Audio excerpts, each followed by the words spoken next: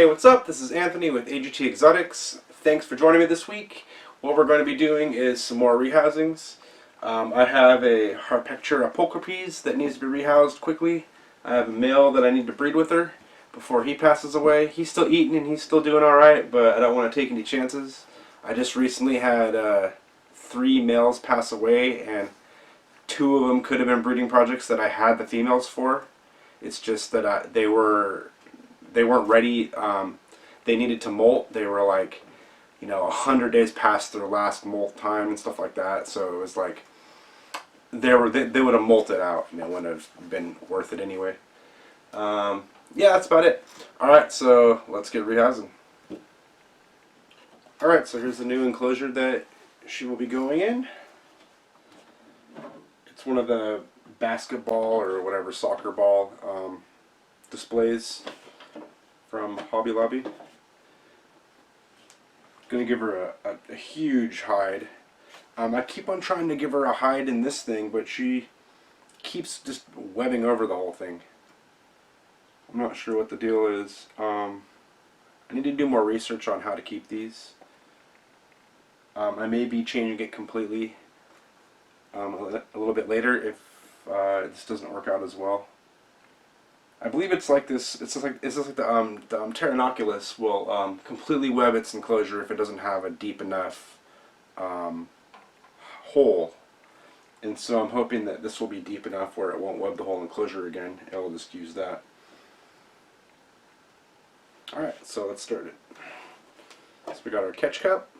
We're going to use the dark one, so we probably won't see it travel up in there, unfortunately, but I feel it's better for the animal, and the animal seems to not panic as much because it's going into a dark hole. I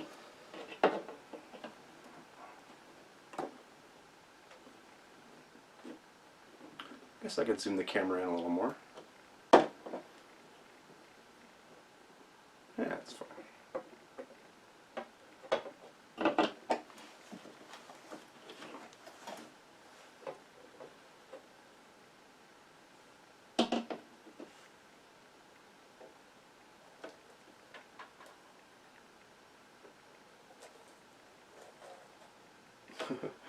Instead of it kind of running from what touched it, it faced it instead, which is always fun. The African tea. Hey. It just keeps facing the tongs instead of retreating and going up the bottle here.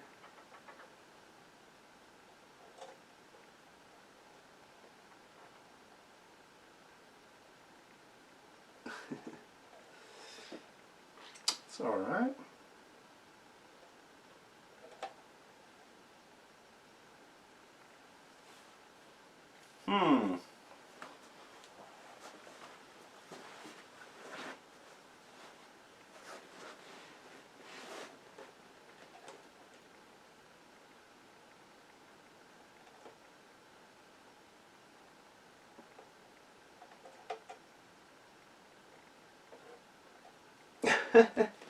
The same thing over and over and over again.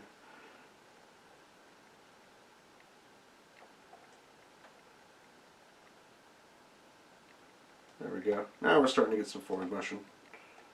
There we go. This is scary the way I have this. I have such big holes in it. I feel like I can easily get bit. So yeah, she's in here, in the catch cup. Alright.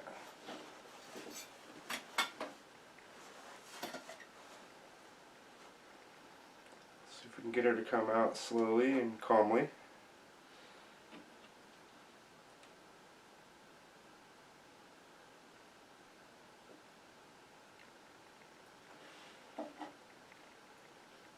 And I'm not pushing her, I'm just tapping her feet just ever so lightly, and usually it's enough to cause a movement.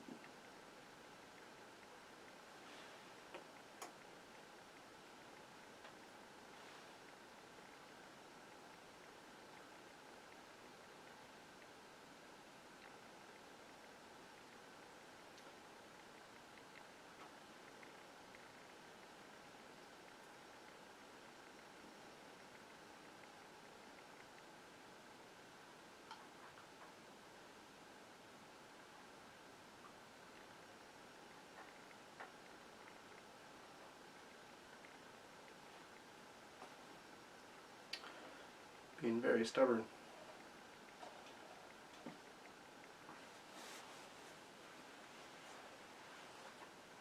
I want to use something softer to, because I can't see into the dark hole and I can't really tell where she's at. And I keep touching her feet, but I can't put any pressure and I can't feel if I'm actually pushing. So I'm trying to find something I can use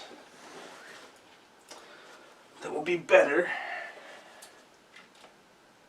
That's just too soft. I was going to use the hair trigger we use for feeding.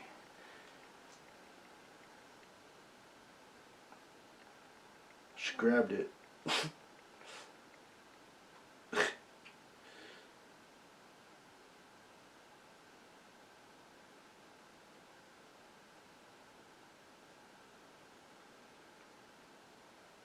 Grabbed it again. Keeps hooking the end of the hair. Alright. Being so stubborn. I'm going to have to start unscrewing it.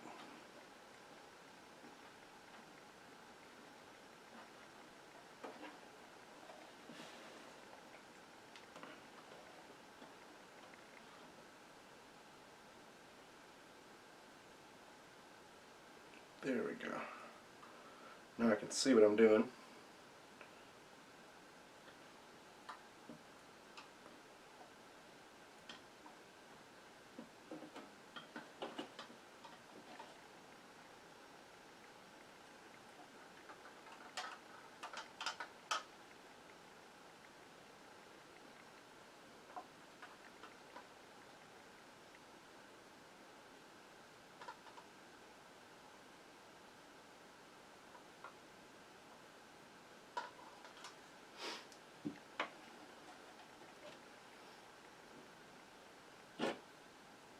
I'm going to plug this hole here because now she's low enough where I can use the other holes. There we go. It was just too risky. Too many openings. Not enough protection. Oh, it's alright. Wow, she is so stubborn.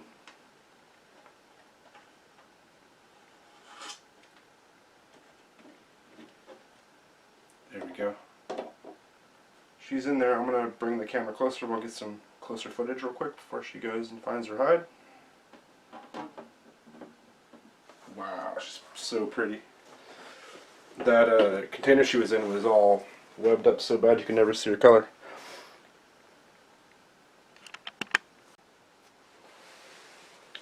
There we go, there's a closer view of her in her new enclosure.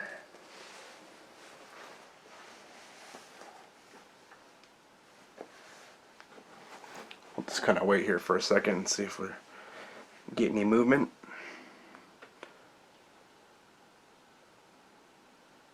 Here we go, starting to get a little bit of movement.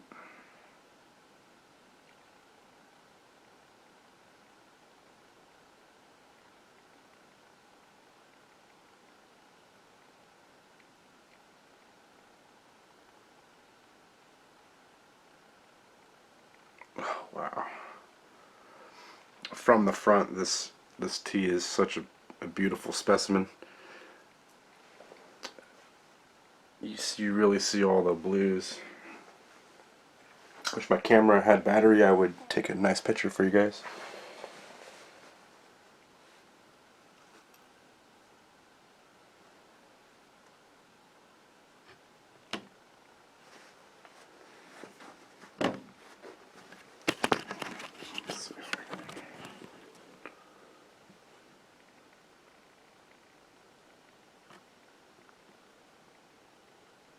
Kind of see the coloration a bit.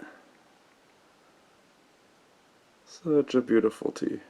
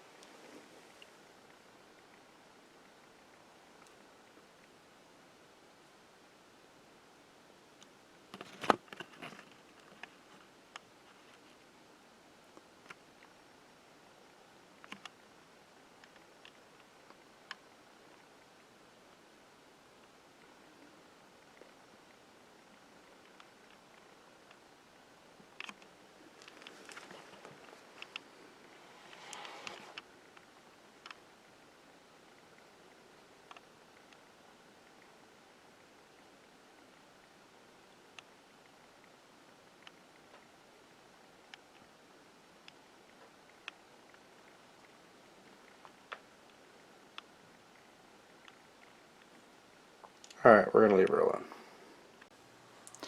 Alright, so here's the enclosure the little Grandma Stola pulchripes is going in. Here's the little guys in one of these little squares. It is quite too big for this little square. So let's get it into this larger enclosure. Should last it another possible year. These guys don't grow very fast. Let's see.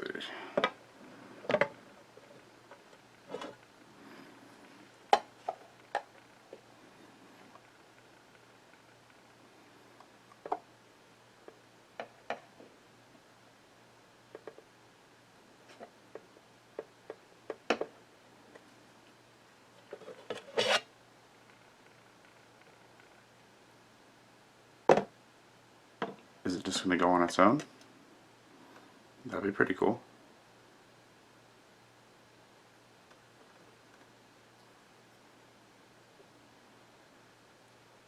Out of frame, but there we go.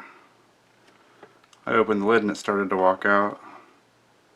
Oh, it's alright. Take it easy, guy.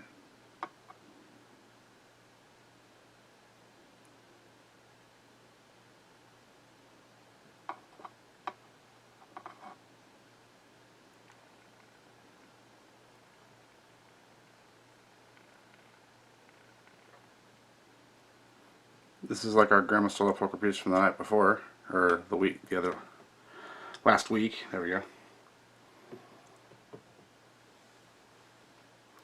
But this one's only about 2.5 inches or less, 2 inches. And this one seems way calmer than the other one. But the other one was really just going for a food response. Let's see if we can get it to go down. There we go.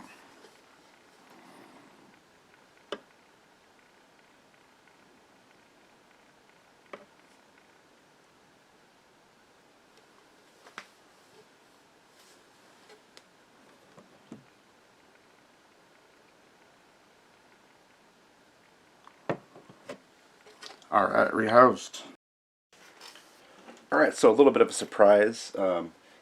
In the making of this week's video, when I was going through the shelf, kind of moving teas around, pulling teas out to make the video, I noticed that some things have been happening inside my irminia enclosure, my Salmopoeis irminia. So about 3 days ago, she was out of her hide, and she had a huge mat built from that wall to the hide here. And I've never seen them do that before. And then today, when I was going through the teas, I noticed that it was gone. And her hide that she made is sealed. So I turned it around to check out what was going on. And there's an egg sac right there. That's my first egg sac so far.